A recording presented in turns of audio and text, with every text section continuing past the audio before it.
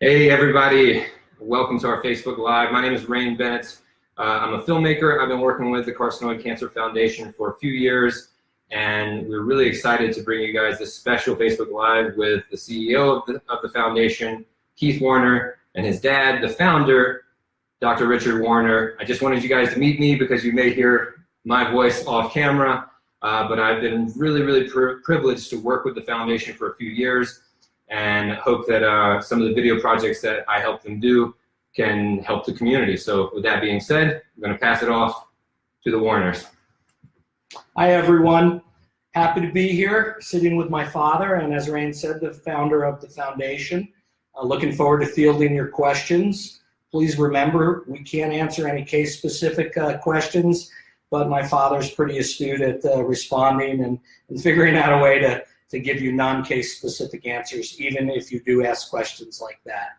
So I've been running the foundation for the last 9 years, and I'm proud to say we've grown a lot and we continue to support the community, and I'm excited in particular because this is our 50th anniversary of the founding of the organization.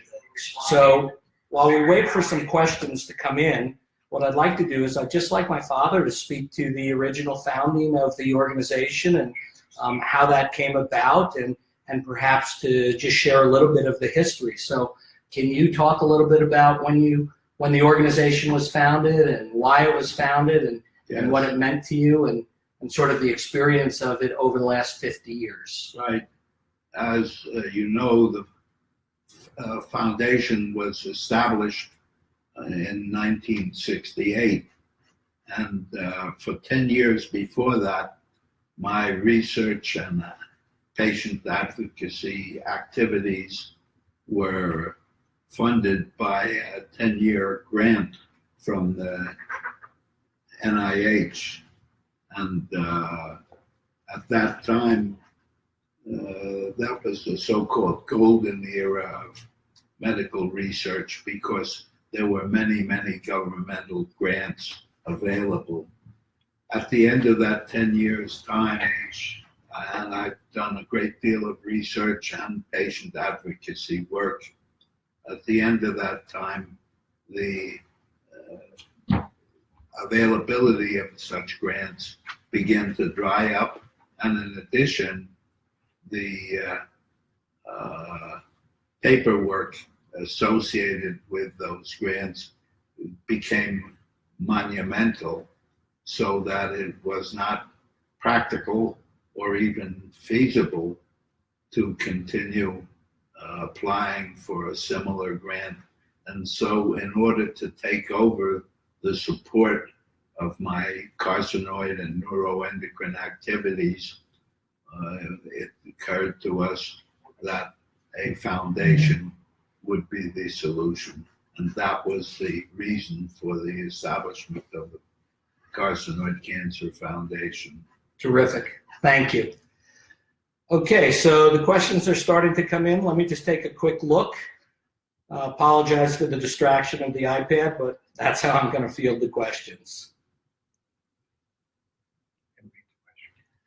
Okay, so let's see. Scott says, thanks for doing this live stream. You're welcome, Scott. Here's a question to kick things off. Thoughts about the applicability of items discussed within this recent press release on NETs. I'll have to look at the press release because I haven't seen it. I apologize. It is about cancer vaccines eliminating tumors in mice. Can you speak to that? I know that we've chatted a little bit about that and some of the explorations that are going on with vaccines and things of that nature. Can you speak to that at all? A little bit. This line of research and study has been done a great deal in Sweden by Dr. Oberg and his group, and they had considerable success with mice in eradicating tumors. And indeed, everybody has been waiting for trial of the same technique in human cases. And Dr. Oberg will have to answer to that, since that result has not been published yet. I see. Are there trials similar to that in the United States at this time that you're aware of? Not that I'm aware of, but I've heard rumors of such efforts being undertaken, but I don't know any details. Just out of curiosity, do you have any opinion about the possibility of viruses being able to create vaccine-like benefits for cancer? Well, that's already been established with other types of malignancies. Okay, So it's feasible. got it. Okay, great. Okay, let's go to the next one. So Lori asks, what is your opinion on the 2 Octreotide monthly injections? I'm not quite sure I understand what the question is regarding the monthly Octreotide injections. Okay. Was that a question regarding? That's all that's written, Lori. If you want to add to that question, we'll come back and field that in a moment. Let's move on for the moment and just say hi, Lindsay. Appreciate that you wouldn't miss Dr. Warner live. I'm quite sure that makes him feel great, and obviously we're happy to share with you. So Barbara writes, hi, Dr. Warner. Does Mount Sinai in West Palm Beach, Florida have any carcinoid specialists? Mount Sinai in West Palm Beach, Florida, to my knowledge, does not have any noteworthy carcinoid specialists, but I could be wrong. I don't know everybody in every hospital in the country or in the world who works in this field, but there's nobody there that I'm familiar with. Got it. Okay. All right. Very good. We're waiting on a few more questions. I'll try to fill in with some other questions for Dr. Warner as well. So we know you've retired from formal practice at this point last year. Can you speak at all to your continuing interest about carcinoid and NETs and the things that you're exploring and what you continue to do to be active with either conversations with other physicians or events or anything like that? Yes, I can answer that. I'm continuing to be very active. I'm just not involved any longer in direct patient management.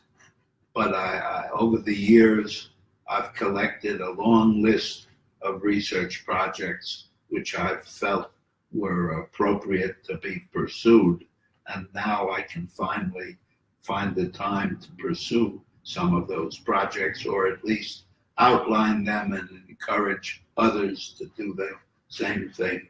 I also can keep up with the voluminous literature and know a little bit more of what's going on, and perhaps speak with my colleagues at meetings and at other gatherings to encourage them to pursue some of these ideas which I have. So you're a lifelong learner. You're continuing. Yes, I'm a continual learner. Great. In addition, I might say that in the year since I've retired, I'm busier in this field than I ever was before.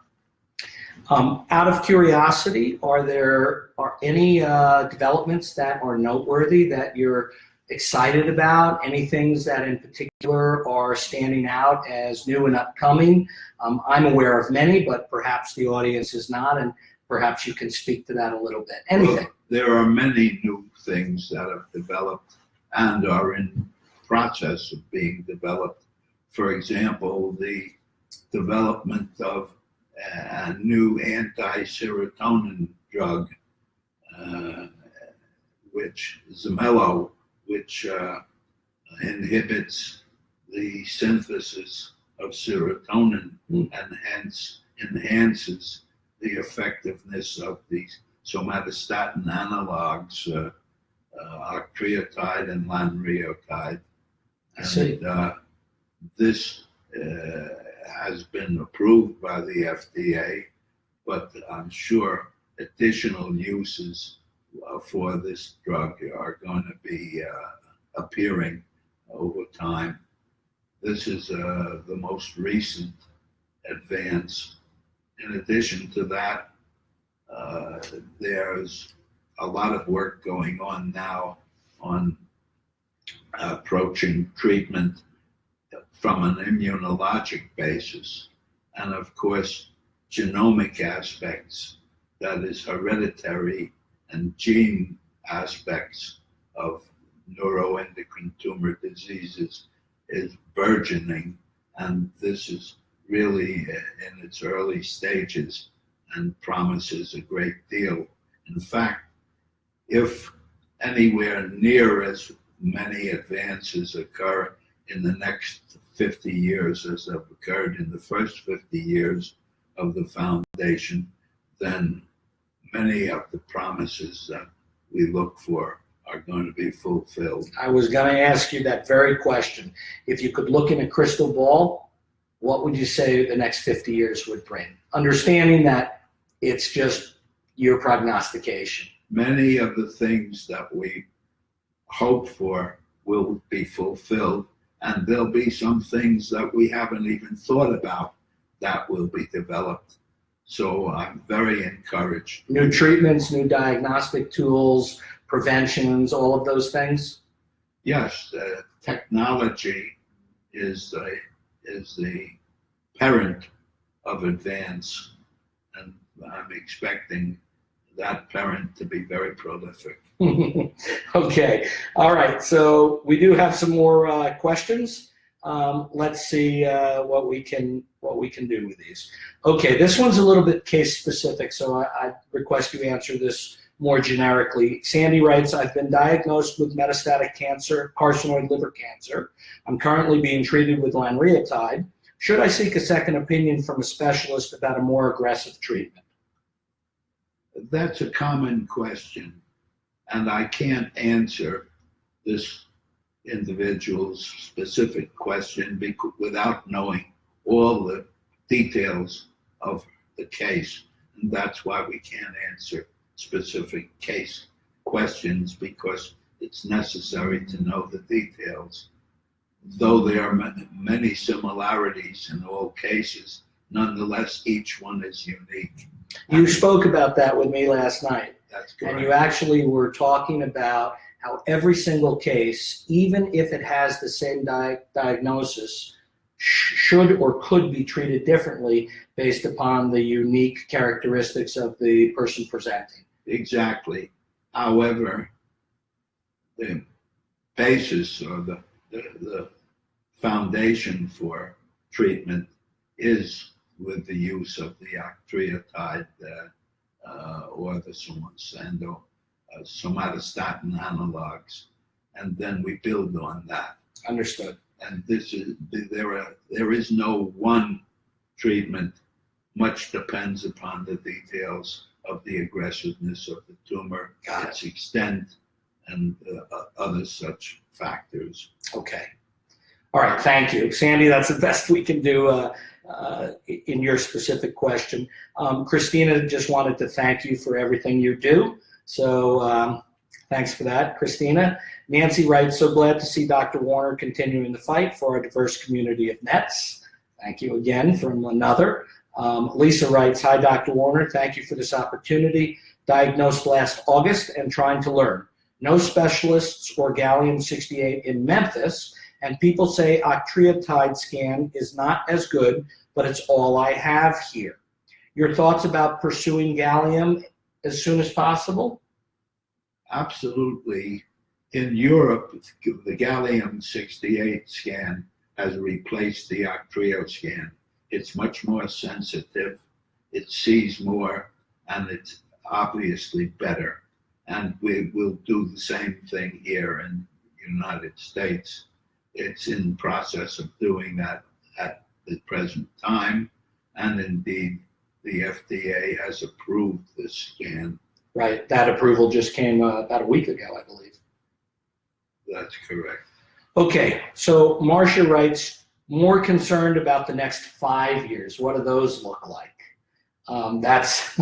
Can you distill down that 50-year prognosis or prognostication into what the next 5 years might bring? Well, I think it's going to bring some advances in the immunological approach to treatment, Okay. which includes vaccination, Got it. the type of treatments Mm-hmm. which we mentioned before. In addition, it will see increased genomic involvement with molecular profiling of each tumor, finding where the chemical weaknesses are. Well, I have a question about the molecular profiling. Will that be approachable financially for patients within that time frame? Because historically, it's been extraordinarily expensive. It's been very helpful in its infancy, but it's been very expensive. Do you anticipate that price will come down? I anticipate that improving. Do you have any sense for if insurance will cover that? It does already in some cases. Okay, got it. So that's a case specific. That's correct. Okay. Well, it's not a case specific matter. Well, you said in some cases. It depends upon the insurance Of course. involved. Okay. All right. So Tiffany writes, any advice for patients who have had a small bowel resection for NETs, only found on MRE and not gallium, while the only hormone showing abnormal patterns is cortisol, hydrocorticosteroids, and ketosteroids. No primary found, but lanreotide treatments have helped. Any advice on how to proceed with treatments? Would you recommend an F-DOPA scan? That's case specific. Can you speak to it more generally? Yes, I can. There are a number of different types of scans which sometimes are positive. There's an F-DOPA scan. There's also scans that are in development using other isotopes. And there's also a radioiodine scan, which is using MIBG. And this is sometimes the only positive scan. So it helps a great deal. It also opens the door for treatment with radioiodine as a special form of PRRT. Got it. Tiffany, I hope that answers your question. Okay, Lori, back to you with sort of a clarification. No problem about not being specific. So the question is written, my husband was getting sandostatin injections, but now we're trying somatostatin depot monthly. Wondering what your opinion on either would be for treating carcinoid syndrome. And as a second question, how do you know if his symptoms are from having a large portion of his small bowel removed versus carcinoid syndrome? Thanks. Well, you haven't mentioned what the symptoms are. I presume that that's inferring that the patient has diarrhea. And of course, the octreotide and the lanreotide are fairly equivalent, excepting that when one fails to get a proper response, very often the other one does. So we substitute one for the other when the symptoms begin to worsen. Okay. All right. Nancy writes again, Dr. Warner, anything new and exciting on the forefront for us lungnoids? Again, in adenocarcinoma of the lung as versus carcinoid, there's been considerable advance in the use of immunotherapy, so-called checkpoint inhibitors, and this is being studied in carcinoid of the lung as well as carcinoid at other sites, and this is very promising. Great. Okay, Susan writes, is there a role for stem cell research for treatment with carcinoid? I don't know of much research being done in that direction, but of course there's a role for it because it may be able to assist. We don't know all the possibilities, and therefore investigating them is important. Okay. Okay. Lynn writes, September 7th, 2016. I had colon and intestinal carcinoid cancer removed. March 3rd of 2017, I had 80% of my liver removed. I'm still stage 4 because of obvious cancer that remains in my liver. I've never heard of this cancer before. I also have carcinoid syndrome. So, Lynn, there's no question there that I can detect, but let's see how Dr. Warner can respond to that statement.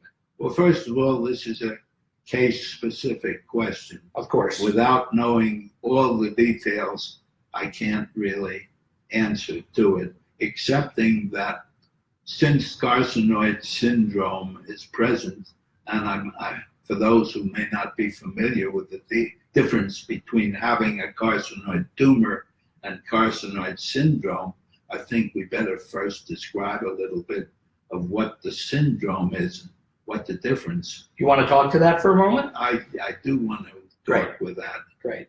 The carcinoid is a tumor, the commonest of the neuroendocrine variety of tumors, and it makes serotonin and certain other substances, and that sometimes it makes an excessive amount, and symptoms develop from the excessive amounts of this natural substance.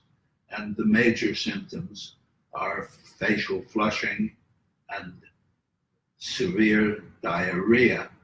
There are other symptoms too, but those two are the main ones.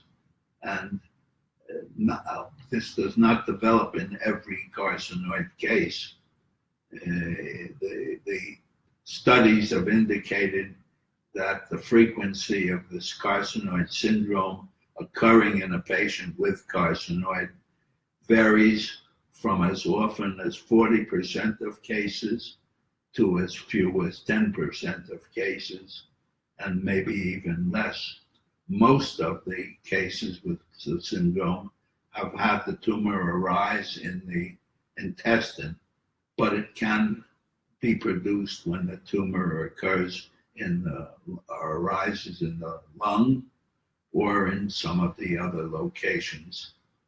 But that being said, most of the cases in which carcinoid syndrome is present are relatively slow-growing tumors and not quite as aggressive as so-called grade 3 tumors are, and consequently that explains a slower course, a longer survival, and also many different available approaches for the treatment, especially the new drug Zermello, which inhibits serotonin synthesis and thereby enhances the inhibitory effects of the octreotide or lanreotide. The same person just posted this. I'm tired all the time.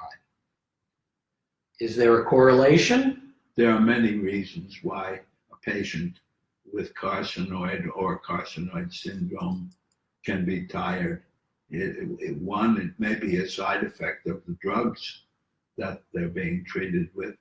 Two, it may be nutritional, and that may be the result of poor appetite or diarrhea, loss of nutrition that way. It may also be the result of problems with other organs. In addition, a certain appreciable percentage of carcinoid patients have a second, at some time in their course, they develop a second malignancy. For example, carcinoid of the intestine can, after some years, develop carcinoma of the colon, for example, or some. This person also posted, I'm still stage 4. I don't know if there's any relevancy to that. Is there any relevancy? Again, inside well, of this. that just means it's a very advanced and disseminated Okay. And of course, also, if this patient has had a large portion of the liver resected, 80%. that may mean that there's some degree of hepatic insufficiency, I see. and that too can cause fatigue. Okay, let's move on. So Lindsay says hello and writes, still trying to locate occult vipoma. If nothing shows up on CT scan, would you recommend another gallium? Do vipomas tend to show up and or have the right receptors to be picked up on the gallium? Hello, Lindsay. I've been wondering about your progress, and I'm happy to hear from you. There are many questions that are arising in regard to vipoma. For those in the audience who don't know what vipoma is, I should first explain. It is one of the more rare neuroendocrine tumors, which, unlike carcinoid, does not produce serotonin, but produces a substance called VIP. That's where the name vipoma comes from. And VIP stimulates the intestine and causes severe diarrhea. And so it has to be controlled.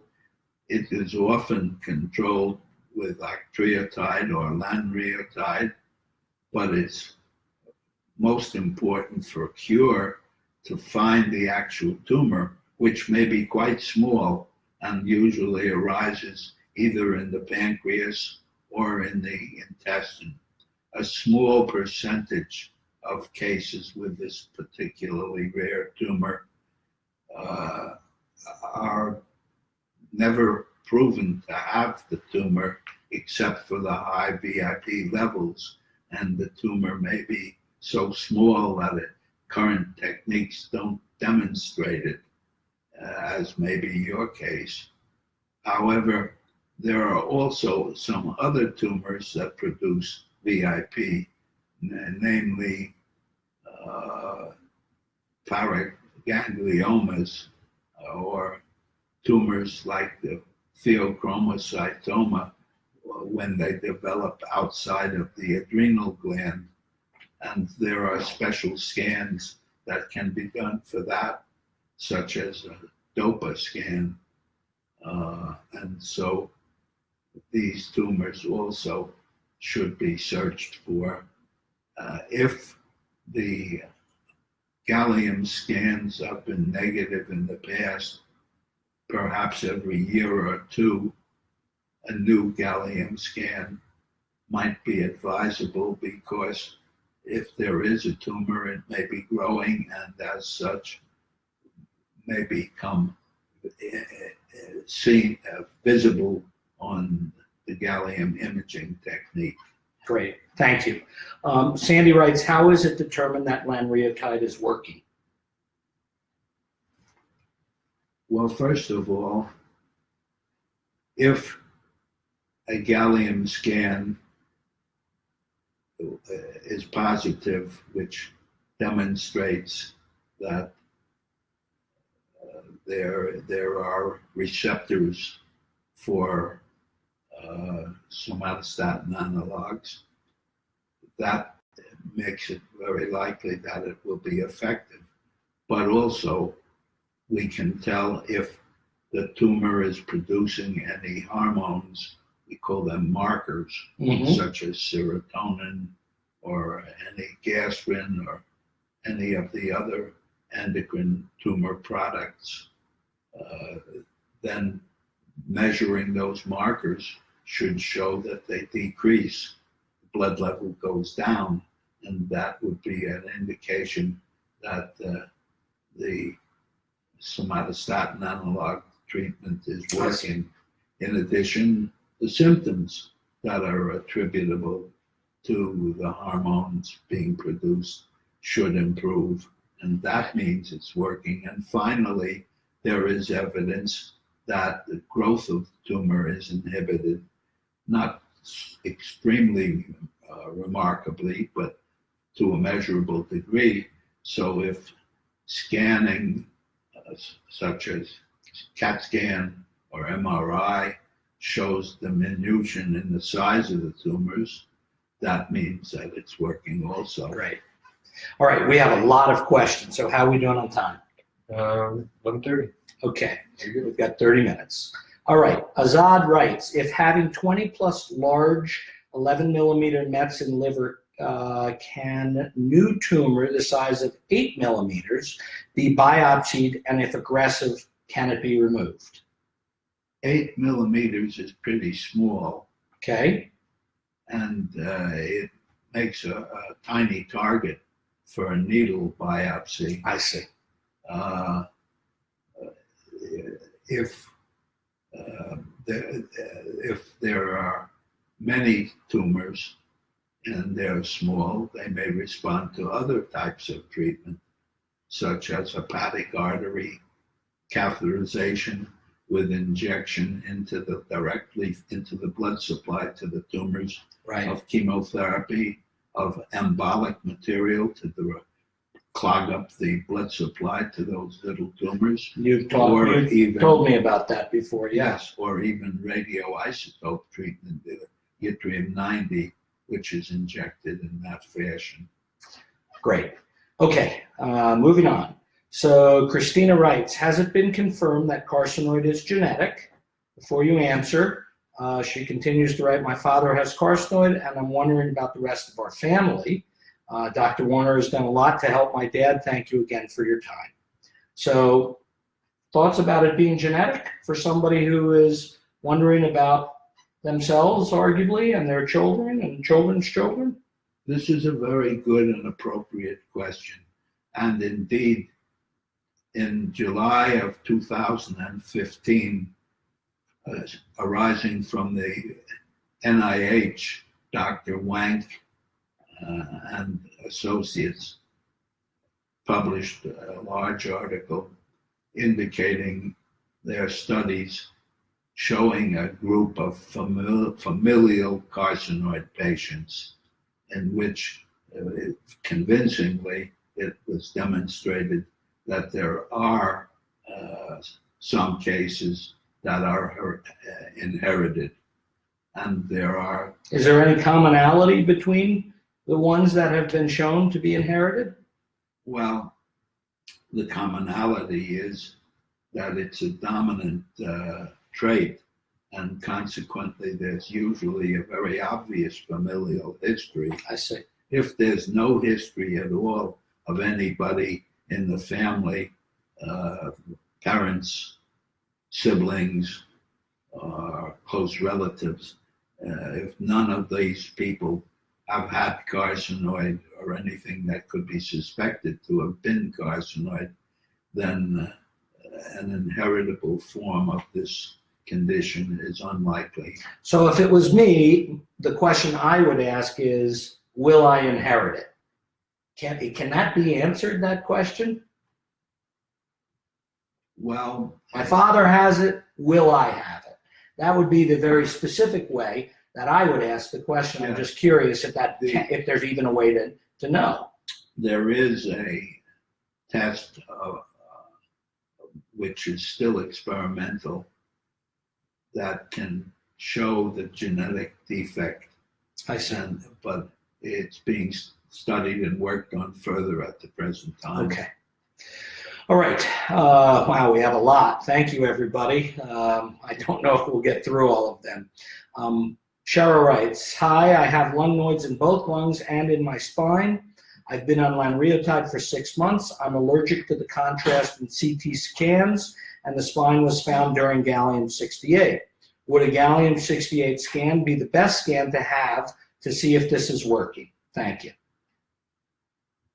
I don't know that there's any one scan that's the best, but gallium would certainly be a good one. There are other ways to tell if it's working, such as to measure the markers. I see. Things such as blood serotonin, chromogranin A, pancreastatin, Okay. and similar measurements. Okay. Tiffany says, thank you, Dr. Warner. In all your years working in the field, have you seen these tumors excrete excess hormones in a cyclical fashion? I would assume that means not consistently at the same or increasing levels, but sometimes they do, sometimes they don't, with any discernible cycle. They do, yes, indeed. That's well recognized. For example, when carcinoid and sometimes some of the other neuroendocrine tumors grow and get very big, they outgrow their blood supply, and then they undergo autonecrosis. That is to say, they begin to degenerate or die in their center, and so they become cystic, very much like a piece of fruit that's overripe and begins to rot in its interior. That sometimes produces fever, which can last for weeks or months, so-called carcinoid fever. And at the same time, that's followed by a decrease in symptoms because of the diminution or the decrease in the volume of tumor that can produce any of the hormones. So we can see variation. Got it. Okay, Scott writes, could you comment further on the newer drug just mentioned and how that works in inhibition? Is that inhibition of tumor growth or inhibition of symptoms due to serotonin? I assume he's referring to Zermelo? Yeah, that's what I would gather. Okay. This substance, which is also known as teletristat ethyl, acts to inhibit the production of serotonin. The production, the rate limiting factor is the tryptophan hydroxylase enzyme, which converts the serotonin precursor chemical into serotonin.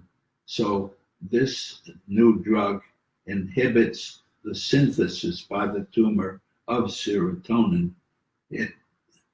It does not appear to inhibit growth, but since it has been demonstrated that serotonin is a factor that feeds back to the tumor and can, to some small degree, enhance its growth, it may be that Zermelo will inhibit some of the tumor growth, although this hasn't been convincingly demonstrated to my knowledge at this time. Got it. Marcia has two questions. One, diagnosed with about 50 tumors in lungs that are inactive carcinoid tumors and not growing or multiplying over past 6 months. Believe this is the primary. What do you consider, quote, general, unquote, protocol for inactive tumors? Let's start with that one. Well, first of all, the details in this particular case are very important because there is a condition with myriad microscopic or at least very small, less than 5 millimeter tumors in the lung. And this condition is called DIPNICH, D-I-P-N-I-C-H, diffuse idiopathic pulmonary neuroendocrine tumors, which is what DIPNICH stands for. And this is thought by some to be a precursor of carcinoid tumor in the lung, but may take many years to develop. And this only relatively recently described condition is under study at the present time. So can you speak to a general protocol for inactive tumors? Well, that's not the same as inactive. Inactive means dormant, or the tumors are not growing. Some carcinoids are very slow growing and may take a decade or even longer. I can recall one case I had of a young woman who during puberty was first diagnosed to have carcinoid. It remained dormant until she underwent menopause. Then the tumor started to grow, and she didn't survive longer than that. All right, let's move on. So the second question is, love my oncologist, but he is a general oncologist. No NET or carcinoid oncologists locally. Do you suggest also seeing a specialist, and if so, carcinoid specialist, lung oncologist, or NET oncologist? What kind of specialist? That's a good question. Usually, especially nowadays, with so many different technologic aspects to the diagnosis and treatment of carcinoid and related neuroendocrine tumors, these conditions are best served by multiple subspecialties being consulted, and no really good doctor or oncologist would resent having the collaborative assistance of somebody who's an expert. And if indeed you're not in the hands of an expert, it would be wise to have an expert give a consultation to assist. And A general expert, or specifically a lung? an expert in neuroendocrine tumors. Okay, and they would orchestrate the balance of the experts and specialists. They'll be more familiar with what's going on, what current research is, and what's available. There are many clinical trials in progress with new drugs that are only available to those patients who enter the clinical trial. Right. And that sometimes is a prudent thing to do. Okay, let's keep going. Lynn, you're welcome, of course. So I don't think we're going to get through, but let's keep going. Dr. Warner, I have stage 4, grade 2, started in mediastinum. I don't know if I pronounced it. Mediastinum. That's the mid portion of the chest. Okay. Mets to liver and some bone. Just would like to understand Ki 67% of 20% in liver and 2% in mediastinum changes grade. Have you seen immunotherapy work? Also, so glad PRRT is FAD approved. Of course, there's more, but let's start with that one. Was that clear enough? Yes, but there are many questions to be answered. First of all, the question of Ki67, what is that?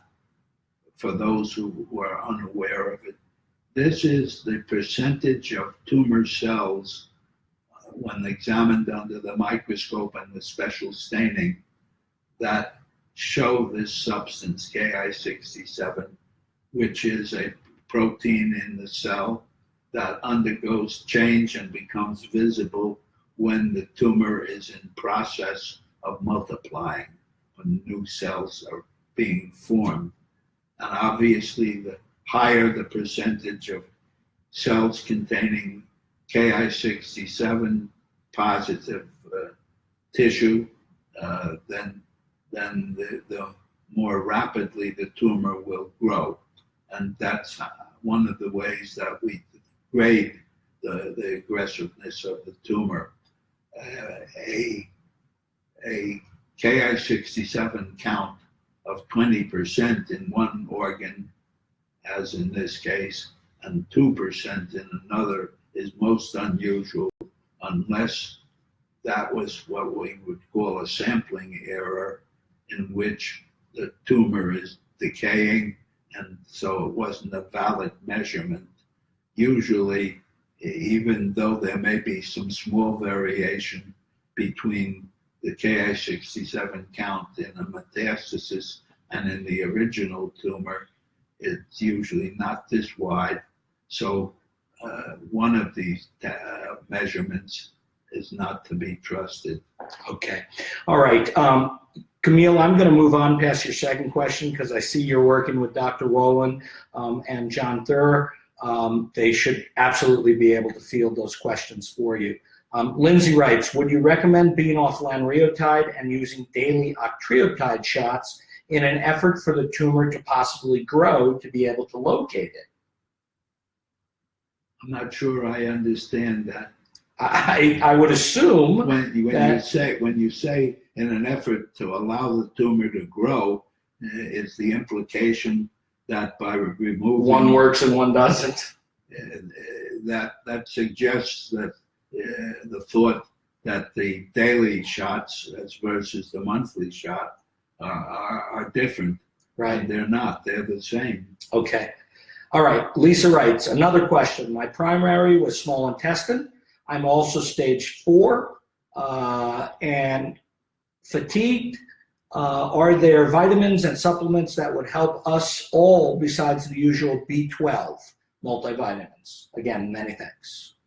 Well, first of all, fatigue is a general symptom. Right. We talked and about there are that. many reasons why it might be present. So you need to isolate the fatigue before you know whether vitamin and supplement therapy would work at all. If I can make an analogy, if your automobile has a full gas tank, putting more gas in the tank won't make it run better. Okay. All right, let's keep going. Barbara, I was diagnosed with autoimmune atrophic gastritis and had a net removed in 2012 in stomach. You put her on Sandostatin LAR, and this past October, my insurance denied as not medically necessary, as no carcinoid syndrome symptoms and no new nodes found on yearly endoscopies. It's not really a question, but perhaps it's, can you pass an opinion on that? I know you're not going to be able to speak to the insurance company, but. Well, first of all, it depends upon what the basis of the FDA approval for the use of somatostatin analog was founded, and it's not been specifically approved for inhibiting the growth of carcinoid or other tumor. It's specifically for the alleviation of diarrhea and the symptoms of carcinoid syndrome. And in a case where there's no syndrome, the FDA criteria are not being met. I see. And so the insurance company is disallowing it. Okay.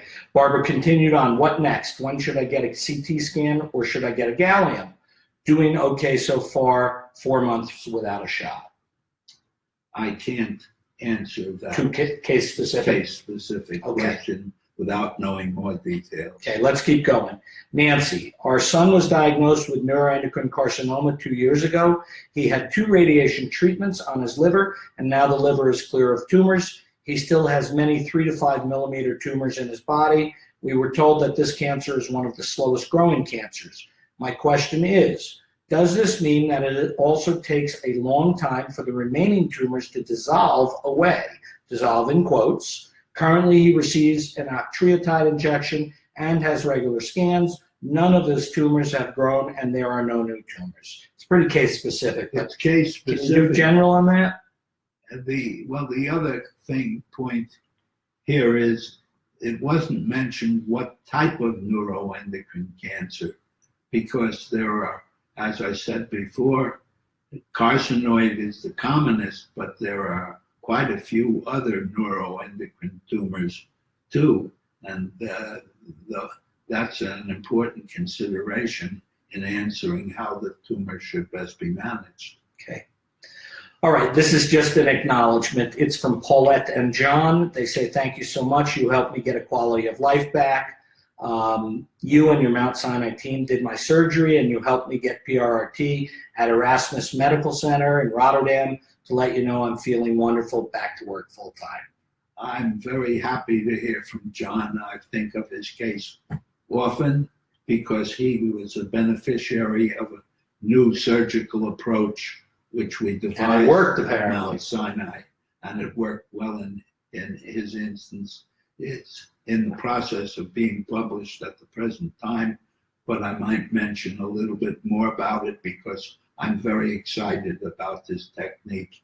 It's new, and it's a means of successfully treating some of those patients who have previously been considered inoperable because the tumor metastasized to the mesentery, the membranes that support the intestine, and encompassed the blood supply. the arterial supply to the tumors, so you couldn't really take out the tumor mass there without sacrificing the blood flow to the intestines, and that's not consistent with survival. The new technique allows us to do that. Let me keep going. I'm sure you can say so much more. I'm enthused about this. We'll be hearing more about it in the near future. Great. Tim writes, when should PRRT be considered?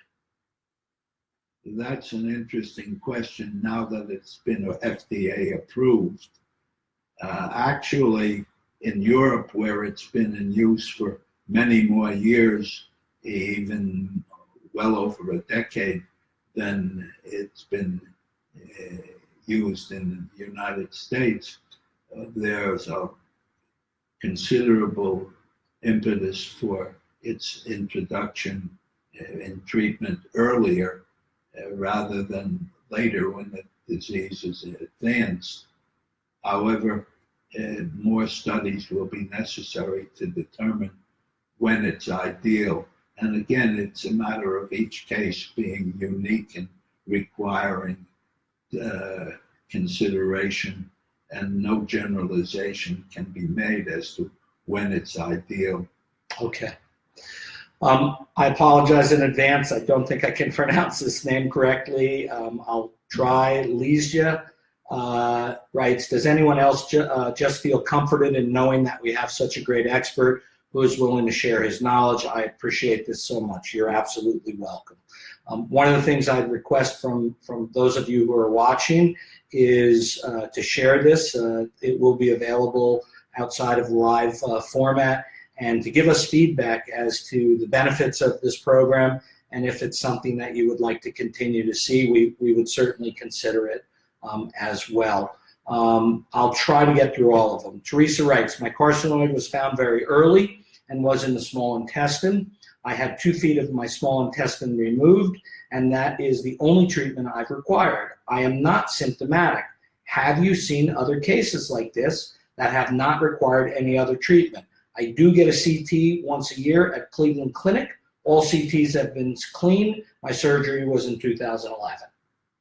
First of all, I'd recommend the gallium scan also, because CT can miss small tumors, and they might be present. On the other hand, if the original tumor was totally excised and were no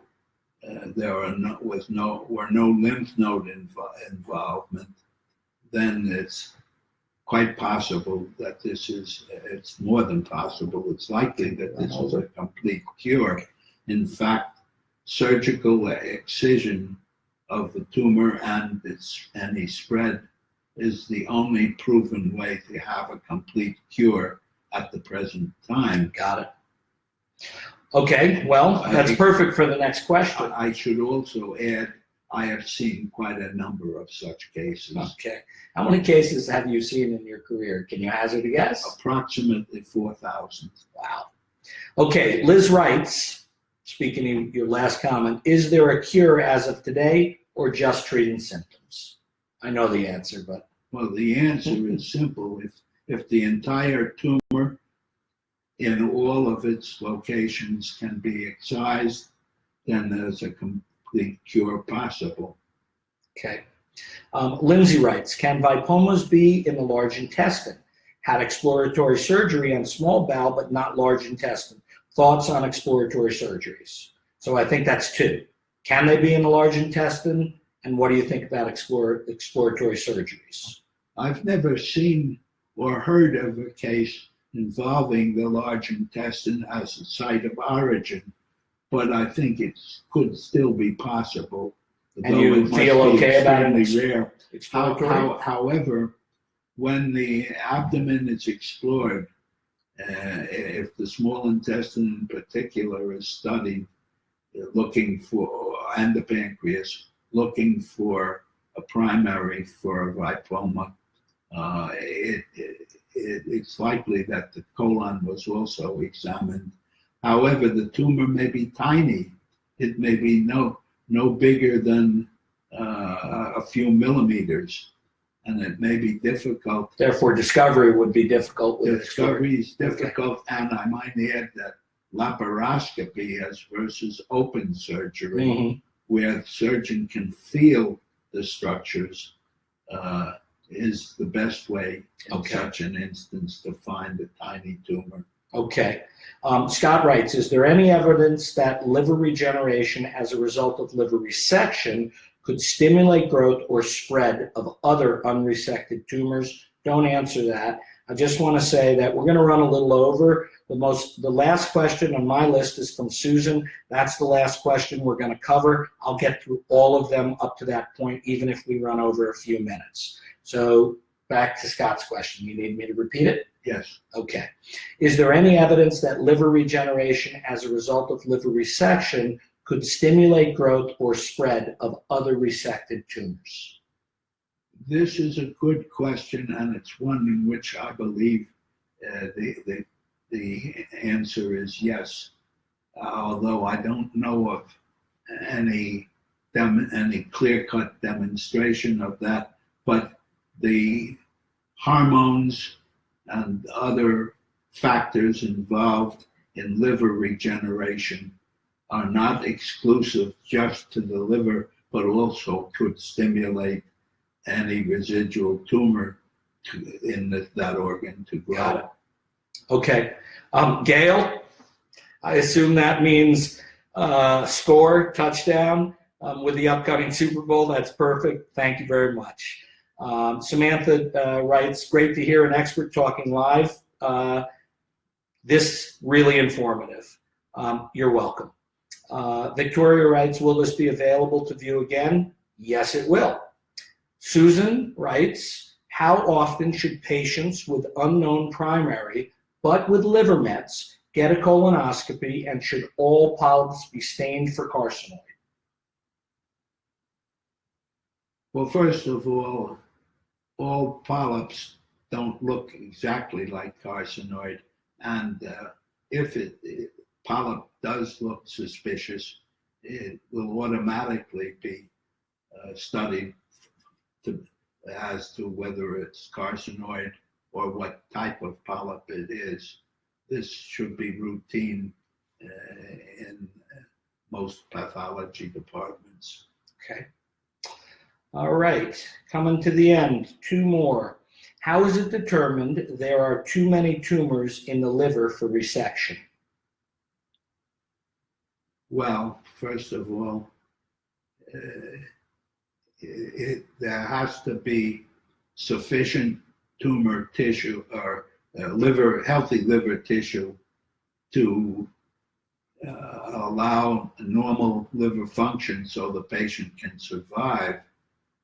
And it depends on the location, whether it's all concentrated in one section of one lobe of the liver, because the liver is the only organ in the body that can regenerate. So if you take out as much as 80% of the liver, new liver tissue will grow and will replace what's been removed. So again, it's case specific. It depends upon what the total volume and distribution of the tumors are. Okay. Somebody's added one more question. Keith, you're the last one when I get there. Susan, what role does stress play in cancer growth? That's an awful generalized question. Do you have an opinion? Well, it's suggestive that stress is a provocative factor. It's very common for a couple when a spouse dies, that very soon thereafter, within a year, the survivor succumbs also. Sometimes that's due to tumor growth. I see. And there's reason to believe that this is hormonally mediated. Okay. So Lindsay just had a comment. I'm sure it's for you. Thank you so much for taking the time to do this. Mike and I hope you are doing well. Great to see you. Kim, Thank you. Kim writes, thank you for this event. And Keith, the last question, writes, are there any clinical trials for immunotherapy for NETs? If so, what stage in trial? Yes, there is a clinical trial, and Dr. Wolin did it, and it was a phase 2 trial, and phase 3 will be starting soon, and will be undertaken not only in the United States but also in other countries. Terrific. And he thanks you for that.